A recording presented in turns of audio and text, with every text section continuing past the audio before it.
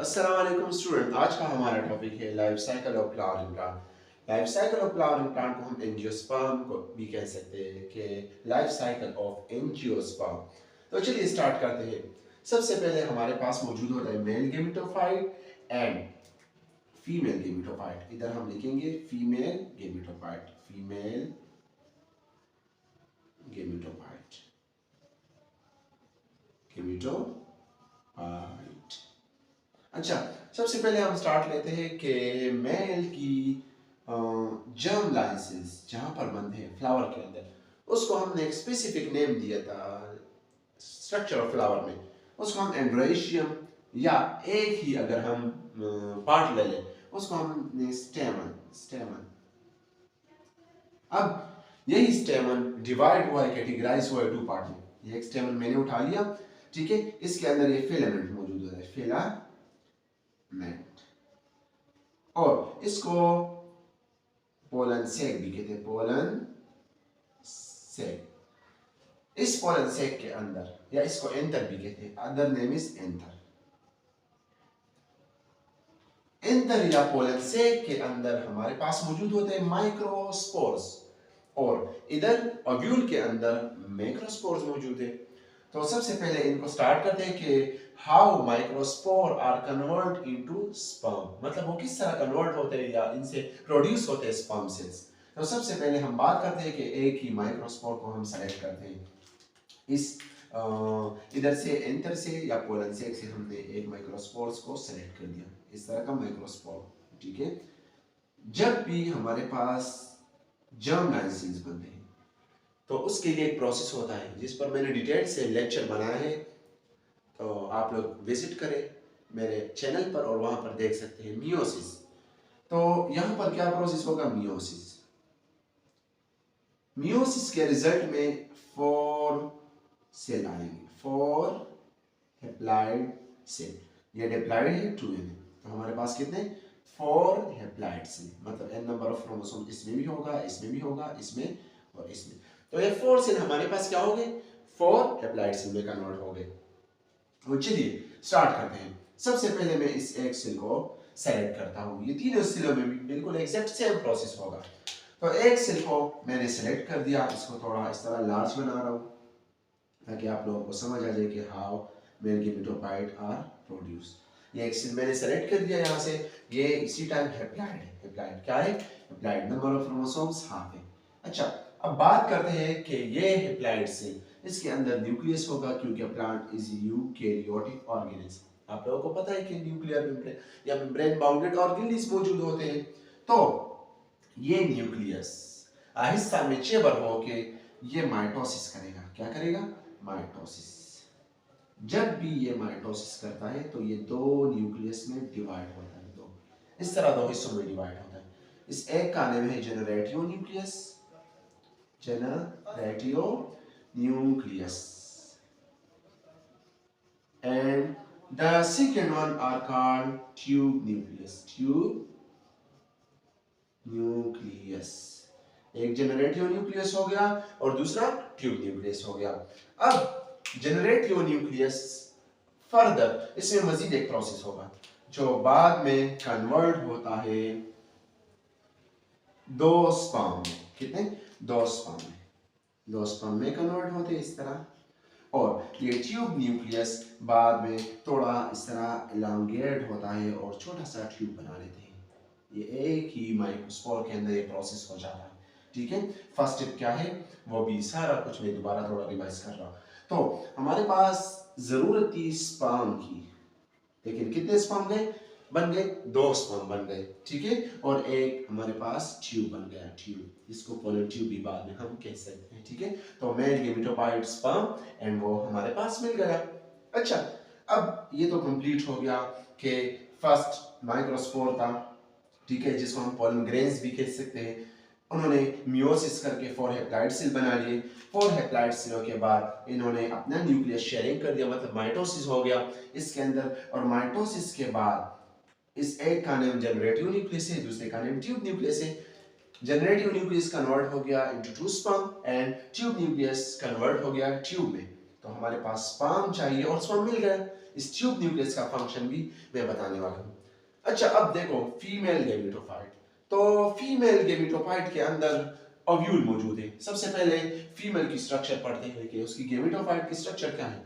तो first part आकार stigma, stigma, उसके बाद ये थोड़ा सा ट्यूब को हम स्टाइल कहते हैं, style, and dead part are called ovary, और ओवरी के अंदर ओव्यूल मौजूद होते हैं, ओव्यूल, और ओव्यूल के अंदर मैक्रोस्पोर्स मौजूद होते हैं, ये मैक्रोस्पोर्स मौजूद है। अब मैं इस पूरे डायग्राम को यहाँ पर थोड़ा लार्ज ड्रा करूँ ताकि आपको समझ आ जाए। तो ओव्यूल को मैं यहाँ पर लार्ज ड्रा करूँ, इस तरह मैंने लार्ज ओव्यूल ड्रा कर दिया। ओव्यूल के अंदर कितने बहुत सारे मैक्रोस्पोर्स मौजूद हैं। मैं एक को सेलेक्ट करता हूँ, कितने, एक को, एक ओव्यूल के अंदर एक ही मैक्रोस्पोर्स मैंने सेलेक्ट कर दिया, और उसके अंदर कौन कौन से प्रोसेस होते हैं वो भी अभी मैं समझाने वाला हूँ। तो सबसे पहले इसके अंदर एक मैक्रोस्पोर्स हमने सेलेक्ट कर दिया, मैक्रोस्पोर्स, ठीक है। इसमें ये प्रोसेस होता है इस तरह कि ये मैक्रोस्पोर्स डिप्लॉयड है, क्या है, 2n है। तो जब भी इनसे गैमीट्स बनेंगे तो कौन सा प्रोसेस होगा, मियोसिस का प्रोसेस होगा, यही वाला मियोसिस का प्रोसेस होगा, मियोसिस, मियोसिस प्रोसेस होगा। तो ये एक मैक्रोस्पोर्स 4 सेल्स में या 4 हैप्लॉइड सेल्स में कन्वर्ट होते हैं, 4 हैप्लॉइड मैक्रोस्पोर्स में कन्वर्ट होते हैं। नंबर ऑफ क्रोमोसोम्स कितने होंगे, इसमें भी n नंबर ऑफ क्रोमोसोम्स है, इसमें भी n नंबर ऑफ क्रोमोसोम्स है, इसमें भी, और इसमें भी n नंबर ऑफ क्रोमोसोम्स है। अब बात करते हैं कि ये सारे तो n नंबर ऑफ क्रोमोसोम्स हो गए, तो सब में सेम प्रोसेस होगा, इसी वजह से मैं इन फर्स्ट वन को सेलेक्ट करूंगा। तो अब हम बात करते हैं मजीद इस पर कि इसमें 3 टाइम माइटोसिस होता है। ये पॉइंट नोट कर ले जरा कि यही एक मैक्रोस्पोर्स जो हैप्लॉइड है, मियोसिस की प्रोसेस से गुजर के गया है, इसके अंदर 3x टाइम माइटोसिस, क्या, माइटोसिस, तो मतलब नंबर ऑफ क्रोमोसोम्स सेम रहेंगे, हैप्लॉइड है तो हैप्लॉइड से हैप्लॉइड वही आएंगे। तो ये एक ही मैंने सेलेक्ट कर दिया, सारों में इस तरह प्रोसेस होता है।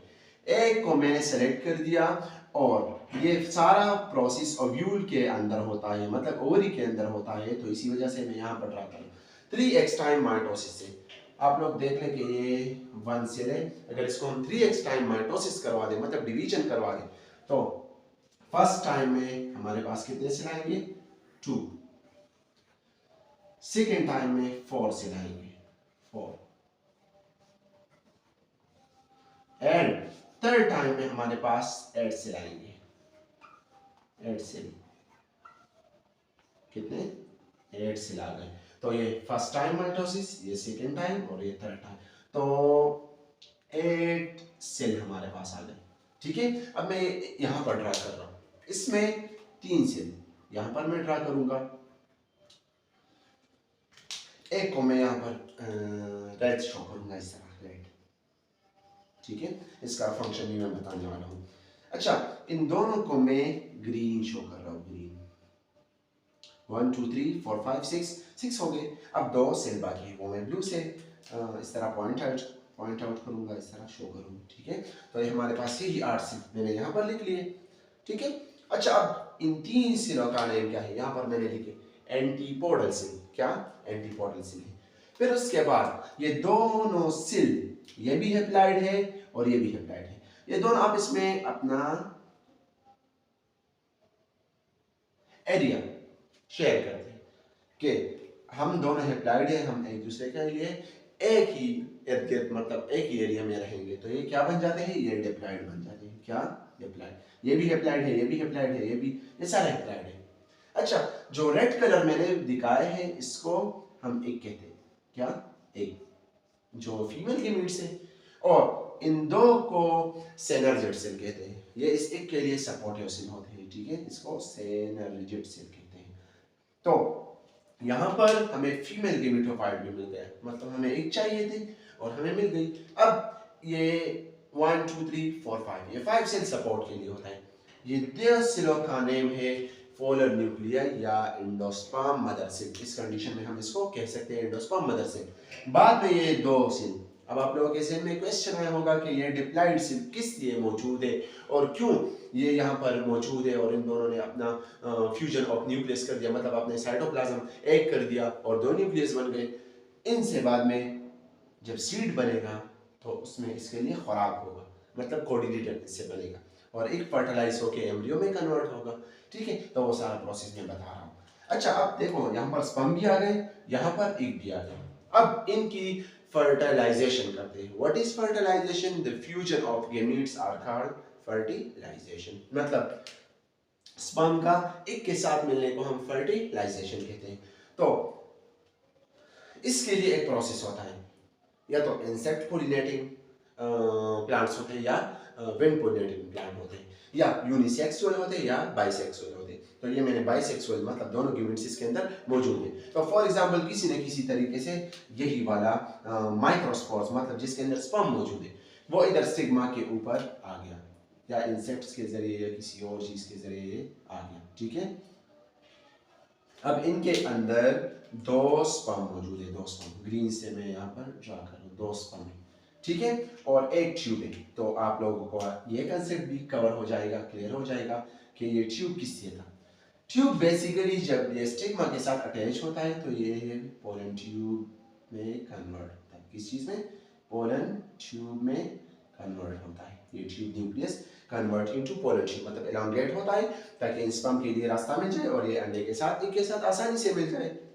तो यहाँ पर ये ओव्यूल के अंदर मतलब यहाँ पर आ गया। ठीक है, ये इधर एक ट्यूब बन गया और इधर इस तरह ओव्यूल के अंदर आ गया। अब ओव्यूल के अंदर क्या प्रोसेस होगा? इसके अंदर तो दो स्पर्म मौजूद है, दो स्पर्म यहाँ पर मौजूद है। यहाँ पर मैं थोड़ा लार्ज ड्रा कर रहा हूँ, दो स्पर्म मौजूद। ये दो स्पर्म ट्रेवलिंग करेंगे, दो स्पर्म ये ट्रांसपोर्ट होंगे इनटू पोलन ट्यूब इस तरह। तो एक स्पर्म एक के साथ फर्टिलाइज होगा मतलब, और दूसरा पोलर न्यूक्लियाई या एंडोस्पर्म मदर सेल के साथ फर्टिलाइज होगा। तो स्पर्म भी हैप्लाइड और ये दूसरा स्पर्म भी हैप्लाइड है। तो जब एक स्पर्म एक के साथ फर्टिलाइज होता है तो ये क्या बनाएगा? एम्ब्रियो। और जब दूसरा स्पर्म एंडोस्पर्म मदर सेल या पोलर न्यूक्लियाई के साथ फ्यूज होगा तो ये ट्रिप्लाइड बन जाएगा। क्या? 3n बन जाएगा। अच्छा, अब देखो यहाँ पर ये डिप्लाइड बन गया, डिप्लाइड, और यहाँ पर एक प्रोसेस हो गया, दो स्पर्म मिल गए तो इसको डबल फर्टिलाइजेशन कहते हैं। डबल फर्टिलाइजेशन, फर्टिलाइजेशन, तो दो फर्टिलाइज हो गए। इसी वजह से आपको शॉर्ट क्वेश्चन में आ सकते हैं कि write a note on double fertilisation. तो डबल फर्टिलाइजेशन का मतलब है कि मतलब एक स्पर्म हमारे पास एक के साथ मिलता है, दूसरा एंडोस्पर्म मदर सेल या पोलर न्यूक्लियाई के साथ फ्यूज होता है, तो इसको कहते हैं डबल फर्टिलाइजेशन। कब होगा? During pollination. तो ये हमारे पास पूरा प्रोसेस हो गया। अब क्या, कौन सा प्रोसेस होगा? जब ये फर्टिलाइजेशन हो जाती तो ovary wall become juicy and fleshy. ये ओवरी वॉल है, ये जूसी एंड फ्लैशी बन जाता है इस तरह। The ovary wall become juicy and fleshy. What is fruit? ये नहीं कि हम जो खा रहे हैं उसको हम फ्रूट कहते हैं। The ovary wall become juicy and fleshy. कब होगा? After fertilization. उसको हम क्या कहते हैं? फ्रूट्स, जो हम खाते हैं। अच्छा, इसके बाद ये ओव्यूल का प्रोसेस किस तरह होगा? तो बेसिकली व्हाट इज सीड? बीज। नेक्स्ट लेक्चर इंशाल्लाह इस पर बनाऊंगा seed. Seed is basically fertilised ovule, मतलब जब यहाँ पर फर्टिलाइजेशन हो गया तो ये सारा ओव्यूल के अंदर हो गया, इसको कहते हैं फर्टिलाइज्ड ओव्यूल, इसको हम बीज कहते हैं, सीड। ठीक है, और बीज के अंदर क्या क्या चीजें मौजूद होंगी वो इंशाल्लाह नेक्स्ट पूरा वीडियो इन पर बनाऊंगा। बीज के अंदर मौजूद होता है एम्ब्रियो, और एम्ब्रियो मतलब प्लांट के बच्चे के लिए खुराक। ठीक है, तो उम्मीद है आपको लाइफ साइकिल ऑफ प्लांट समझ आया होगा। मिलते हैं नेक्स्ट वीडियो में। अपना ख्याल रखिए और मुझे ज़रूर दुआ में याद रखिए। अल्लाह हाफिज़।